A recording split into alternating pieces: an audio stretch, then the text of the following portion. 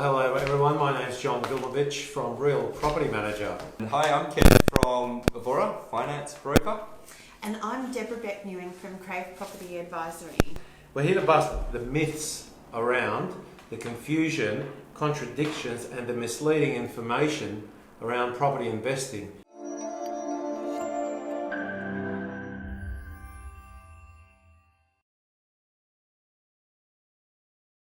Well, first of all, we have to think about who is actually saying it, and where we're hearing it most is in the media. Of course, the media is in the business of selling newspapers and getting you to listen in on the radio or other places. And so they're really just trying to grab emotional headlines. The other thing that they're doing is just using top line numbers. But really, in Sydney alone, we've got something like 800 suburbs. So Australia-wide, we've got around about 15,000, and they are not all doing the same thing all at once. Even within one suburb, there's numerous different markets, whether you're looking for a renovated property, whether you're looking for a house, or whether you're looking for a unit. So really, when you see these headlines, you actually have to get more detail and look at the facts. Well, there's lots of places, but what you need to do is, before you even look at a data set, which is where you get more detail, you have to look at the quality of the information that's being compiled, and you also have to look at their cut-off points. But if we use the data from CoreLogic, and we'd have to say that CoreLogic is one of the more reputable data houses because that's what the RBA uses to make their interest rate decisions every month. And CoreLogic says that we're down over the last 12 months, generally we're down around 7.6%, but that is over the last 12 months. Now, we do know that the general market started its downturn in July 2017, and so we're down around about 10% since that peak. What we're expecting to see generally in the market is we're expecting just a little bit of a kick up by around about 2%, and then we are expecting to see a flat line.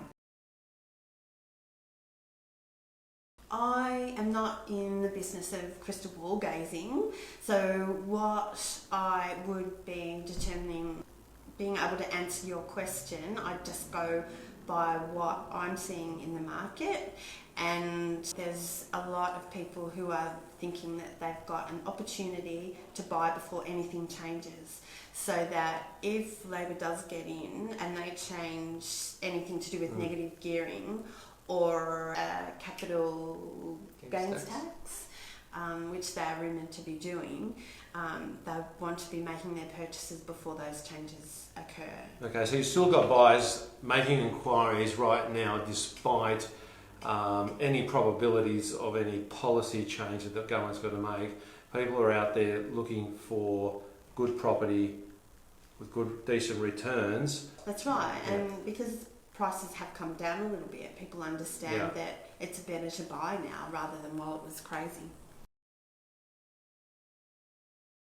Previously, maybe a year or so ago, there was restrictions on investment loans, and they were actually harder, so LVRs weren't as high.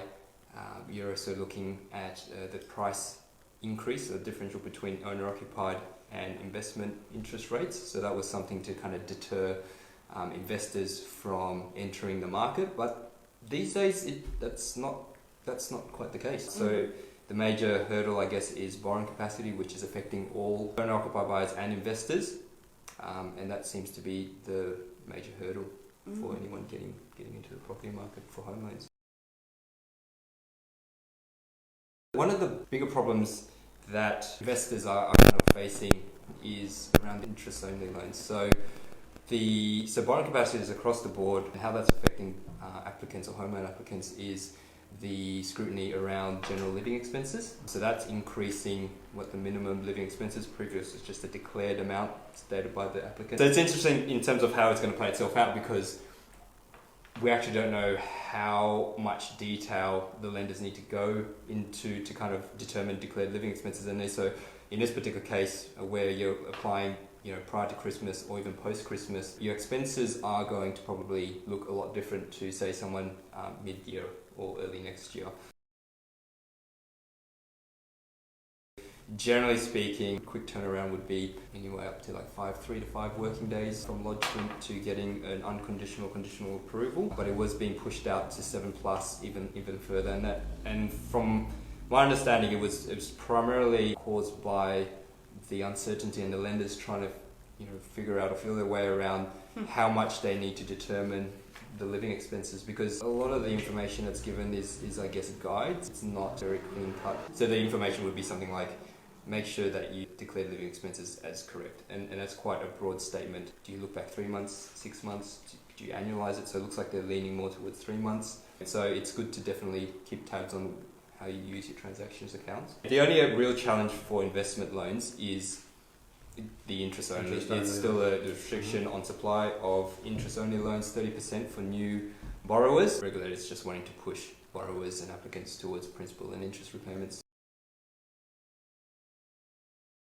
The reason why, and it hasn't been the case for a while now, and that probably was marked by APRA removing that 10% investment loan cap. So what they did was, approximately 2 years ago, they put in a 10% cap restricting the amount of investment loans that can come out. They realised, using the data, that the investment loans were only growing by 5%. Yeah. So that's why they made that announcement a couple of months back saying, look, it's kind of hit its shelf life, it's probably time to pull it out.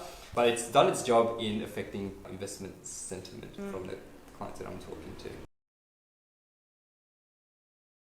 I predominantly work in the Sydney metro areas, so my marketplace, Sydney Metro Market, and there's certainly been change to the rental marketplace that I've seen over the last, I want to say 12 months, probably 2 years. Statistically, rents have been sideways for the last 5 years. Wow. So there really hasn't been much movement, despite the media at times painting a picture of this kind of crisis on affordability and the rents are skyrocketing. In fact, that rents haven't moved at all, and there's a few factors for that. But even in the last month, I've got the latest October 2018 rental data from rent.com, which is a provider of specific rental data itself, that both Sydney apartments and houses have basically zero change, as you can see here, zero in the last month. But it's been like that for quite some time now, and we're kind of expecting that through to next year. And there's probably a few reasons for that. So number one, wage growth. They're going nowhere. The disposition between salary earning and rents going up has increased because simply you cannot justify increasing the rents because they're just not being able to be met. So the market sort of reacted and said, well, no, if wage and salaries aren't increasing, then my living expenses are capped. And so I'm not willing to pay any more rent for a property out there, and the market hasn't reacted favourably to that. The other thing that's obviously been going on is a building and construction boom for the last decade. So we now find ourselves in the Sydney, especially in the Sydney metro market, in the oversupply situation, especially in the apartments, and it's actually showing in the data here already that just under 13% increase in apartments that are available in the marketplace around the Sydney metropolitan area, and not so much obviously in the houses because they're not building houses anymore. So there's been a 3.9% increase in housing stock. The apartments are 3 times that level. So the availability of rental apartments is far and wide through the Sydney marketplace, and there's certainly a downward pressure on rents in the apartment market right now. So tenants have choice, tenants have availability, and it's actually taking 23% longer to fill a rental property than this time last year. If you haven't heard already, New South Wales government passed the 2018 Tenancy Review Bill. So that was after about a 3-year process and stakeholder consultation with landlord and tenant groups and social housing groups. And they basically have tightened up the tenancy legislation pretty much more in favour of the tenants than the landlords. But this is always the case with such reviews. And so there's about 30 reforms in this review that got passed on the 25th of October last month through Parliament unopposed. And some of the things that are coming out of that we'll discuss probably in another session because we need a whole hour around just that alone. But a few things are coming out of that, including rental caps, minimum standards in rental property, so the condition of the property and the health and safety standards is getting tightened up. There's a whole new regime around terminating a tenancy for domestic violence as well. And there's a major change that's going to affect property investors with relation to breaking tenants' ability to break a lease. Thanks very much for watching. Press share now to share this content with others. We'd love to receive your feedback. So please join the Property Mythbusters group and send us some questions or myths you would like busted. You can also contact us directly through our social media channels and we'll put the details below. So thank you.